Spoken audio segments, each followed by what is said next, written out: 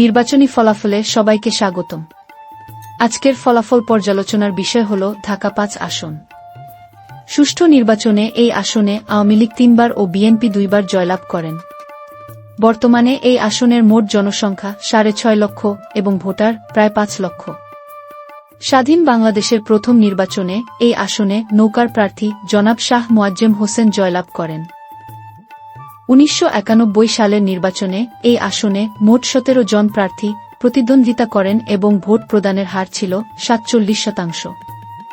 নির্বাচনে এই আসনে বিএনপির চেয়ারপারসন বেগম খালেদা জিয়া ২৫,০০০ ভোটের ব্যবধানে আওয়ামী লীগের প্রার্থী অ্যাডভোকেট সাহারা খাতুনকে পরাজিত করেন। ফলাফলে দেখা যায় বিএনপি ভোট পায় ৭১,০০০, পক্ষান্তরে আওয়ামী লীগ ৪৫,০০০, এছাড়া জাতীয় পার্টি ৪,০০০, জাকের পার্টি প্রায় ৩,০০০ এবং জনতা পার্টি ২,০০০ ভোট পায়। এরপর সপ্তম জাতীয় সংসদ নির্বাচনে নৌকা, ধানের শীষ ও লাঙলের প্রার্থীসহ মোট ১৭ জন প্রার্থী প্রতিদ্বন্দ্বিতা করেন এবং ভোট প্রদানের হার ছিল ৬৮%। নির্বাচনে আওয়ামী লীগের প্রার্থী জনাব একেএম রহমত উল্লাহ বিএনপির জনাব কামরুল ইসলামকে ২৩,০০০ ভোটের ব্যবধানে পরাজিত করে সংসদ সদস্য নির্বাচিত হন। ফলাফলে দেখা যায় যে নৌকা পায় ১,৩২,০০০ ভোট, পক্ষান্তরে ধানের শীষ পায় ১,০৯,০০০, এছাড়া লাঙল ২৪,০০০, দাড়িপাল্লা ৭,০০০, মিনার এবং গোলাপ ফুল ১,৫০০ ভোট পান। ২০০১ সালের নির্বাচনে আওয়ামী লীগ, বিএনপি ও জাতীয় পার্টির প্রার্থীসহ ৯ জন প্রার্থী প্রতিদ্বন্দ্বিতা করেন এবং মোট ভোটার ছিল প্রায় ৬ লক্ষের অধিক। নির্বাচনে বিএনপির জনাব কামরুল ইসলাম আওয়ামী লীগের হেভিওয়েট প্রার্থী জনাব একেএম রহমত উল্লাহকে পরাজিত করেন।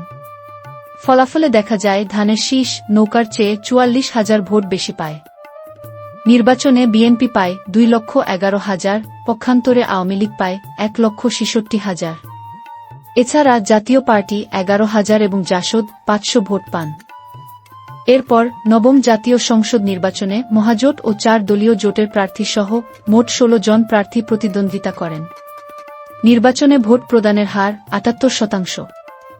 এই নির্বাচনে মহাজোট তথা আওয়ামী লীগের প্রার্থী জনাব হাবিবুর রহমান মোল্লা ৪ দলীয় জোটের অর্থাৎ বিএনপির প্রার্থী জনাব সালাউদ্দিন আহমেদের চেয়ে ৫৩,০০০ ভোটের ব্যবধানে জয়লাভ করেন। নির্বাচনে নৌকা ১,৫৩,০০০ এবং ধানের শীষ ৯৯,০০০ ভোট পান। অন্যান্যদের মধ্যে জাতীয় পার্টি ১৭,০০০, ইসলামী আন্দোলন ৯,০০০ এবং ন্যাপ ও জাকের পার্টি ১,০০০-এর অধিক ভোট পান।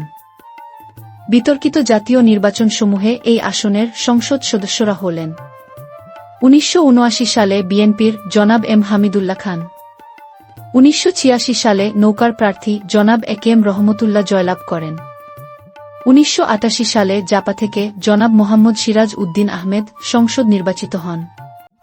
১৯৯৬ সালের ফেব্রুয়ারির নির্বাচনে বিএনপির জনাব কামরুল ইসলাম জয়লাভ করেন। এরপর ২০১৪ ও ১৮ সালে আওয়ামী লীগের জনাব হাবিবুর রহমান মোল্লা এবং ২০২৪ সালে স্বতন্ত্র প্রার্থী জনাব মশিউর রহমান মোল্লা এমপি নির্বাচিত হন।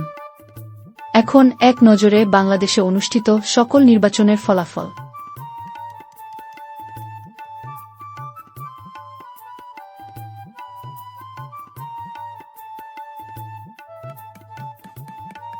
পরবর্তী নির্বাচনে এই আসনে কোন দলের প্রার্থী জয়লাভ করবে বলে আপনি মনে করেন?